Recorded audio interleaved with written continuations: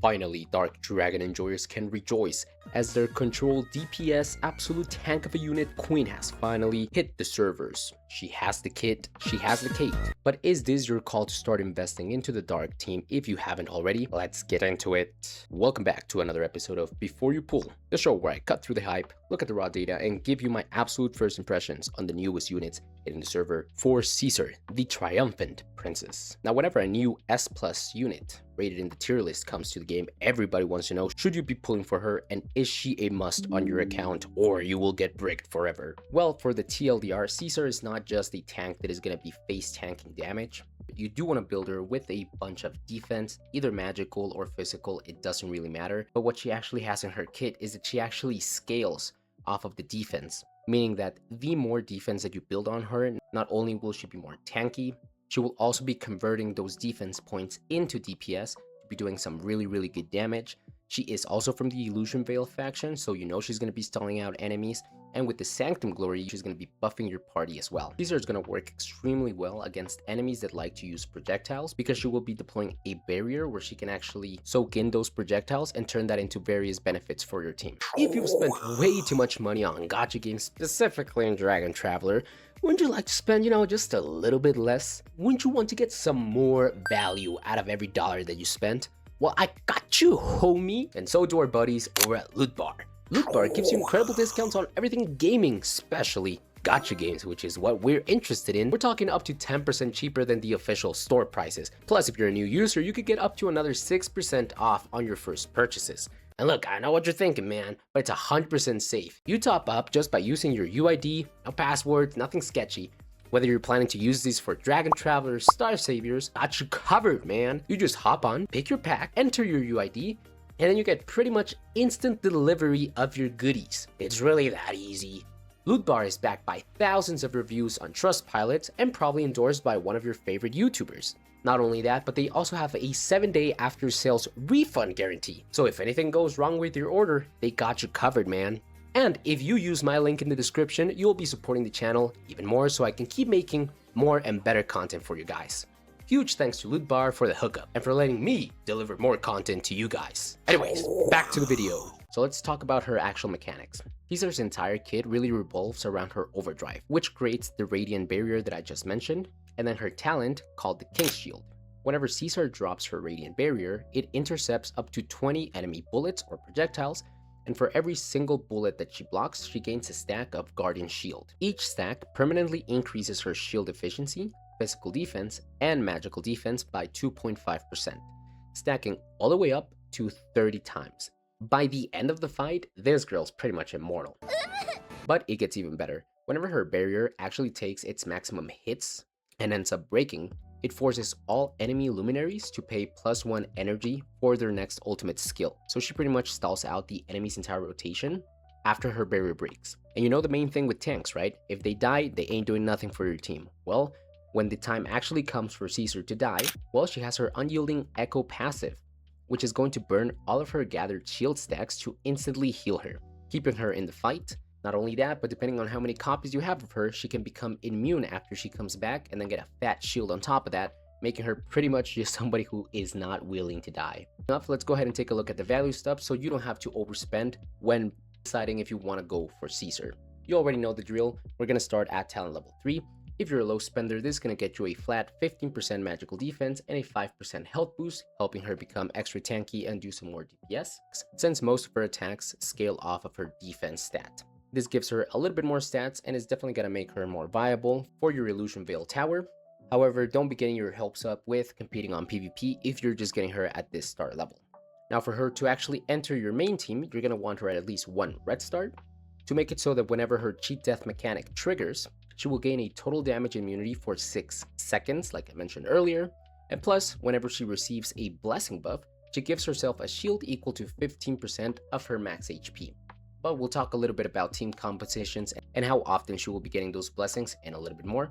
And then for that one Leviathan watching this video, whenever you get her to level 7, whenever you get her to Diamond Star, this one's actually pretty insane, her barrier automatically will deploy the moment an enemy uses their first ultimate skill.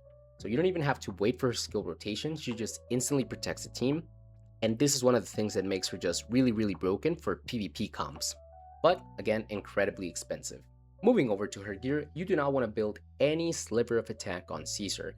Her damage multipliers are entirely dependent on how thick her armor is, if you know what I mean. So for subclasses, you're going to be looking at the Templar, and their passive is, after accumulating damage equal to 70% of max HP, she will immediately gain 2 defense stat buffs, making her just overall very tanky and giving her some flat stats for 16% additional defense and physical damage.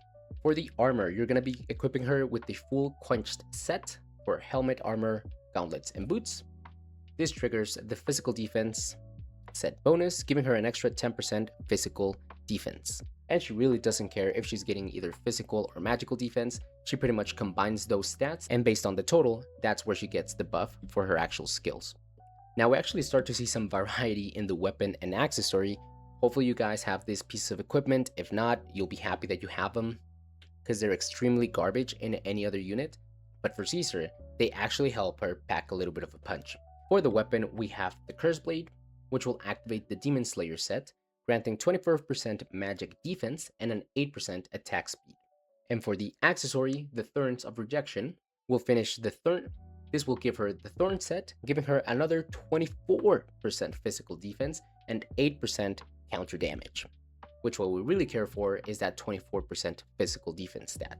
And needless to say, when you combine all of these defensive stats, her overdrive isn't just a shield, it just becomes an absolute nuke whenever you actually plop that. Now for her combat rotation, the overdrive Radiant Barrier comes in first, and she deals the massive defense scaling damage in a fan shape that drops the 5-second barrier to eat the 20 enemy projectiles. If you have her divine skill unlocked, when that shield breaks, she immediately gains another shield equal to 40% of her max HP for 12 seconds and starts to stall out the enemy's overdrives. For her ultimate, the Earth Shattering Strike, she slams her shield down, dealing 800% of her combined defense as AoE physical damage, and if this triggers the punishment effect, it hard stuns the target for 3 seconds. And for her special, Servant Inspiration, she buffs the ally standing directly behind her in a straight line, granting them morale and a shield equal to 16% of her max HP. And if Caesar has the right buffs active, this shield doubles in size and grants magical defense on top of that to everybody. For the actual team compositions, if you still have not invested into the Dark team heavily, you might want to consider it, because one of the main DPSs for the Dark team is actually out right now with the Vermilion Bird. And if you're already building the Red team and have that as your main, you obviously pulled for Vermilion Bird and probably max her out. So pulling Caesar might give you that tank that you need to actually make your endgame Illusion Veil team and be very competitive in PvP. Not to mention some other absolutely cracked units that are coming in the future. And you might be able to put your Poseidon to use, as Poseidon is also an EX that is used on both teams. So if you're building Elemental Echo and you're interested in the stalling nature of the Dark Dragon, this might be a good chance to get a very good DPS, as well as an extraordinary PvP tank for your team. Now I wanted to add an additional section. So last time you guys actually enjoyed when we reviewed the actual Howlkins and which ones would be good Howlkins for her, and everybody rejoiced because now all of those crappy physical defense and magical defense Howlkin that you've been getting, now they're actually going to be very good for Caesar. Anything that's obviously tank related is going to be really good, and anything that gives you either physical or magical defense is going to be absolutely fantastic, which is, I would say, probably 50% of the Howlkins, so you're going to be getting a lot of value out of here.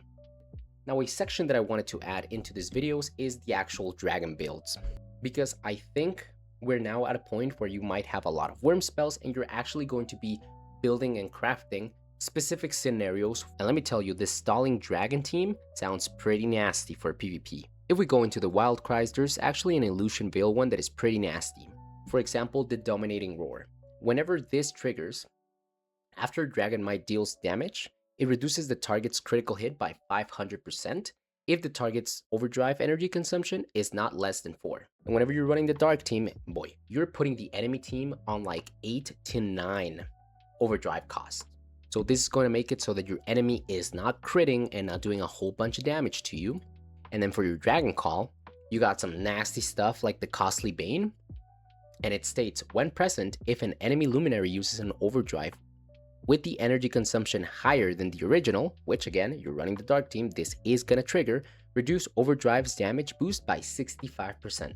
So not only are you gonna be having a super tanky character that can revive and then be even more busted whenever she comes back and sees her, but you're gonna be making the enemy do less crits on you, and then whenever they finally are able to try to bust their insignificant ultimate, it's gonna be doing 65% less damage, on top of being less likely to crit.